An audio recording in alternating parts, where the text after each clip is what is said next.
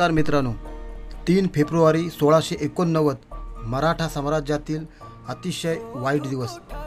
याच दिवशी आपल्या धर्मवीर छत्रपती संभाजी महाराजांना मुकर्रब खानाने रत्नागिरी जिल्ह्यातील संगमेश्वर तालुक्यातील कसबा येथील याच सरदेसाईंच्या वाड्याच्या परिसरात अचानक येऊन कैद केले।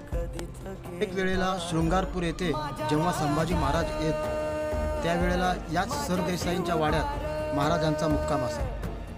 आज सरदेसाई यांचा वाडा अस्तित्वात नाही, परंतु या वाड्याच्या भोवती हा एक जुना वाडा अस्तित्वात आहे। ह्या वाड्याने आपल्या संभाजी महाराजांचा अखेरचा संग्राम पाहिला असेल। इथूनच मुकर्रब खानाने आपल्या संभाजी महाराजांना कैद करून अहमदनगर येथील बहादूरगडाकडे नेले।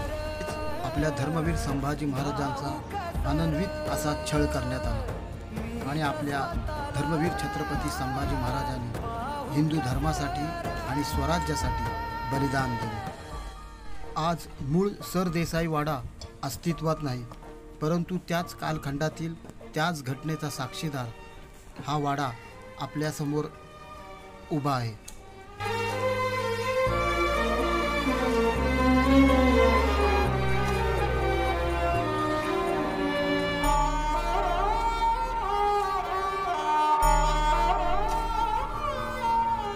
श्वास है गहाण, श्वास है गहाण बदलले। हा सरदेसाईंचा वाडा होता। जन्म मी पायाची वहाण होऊ दे रे एकदा तरी।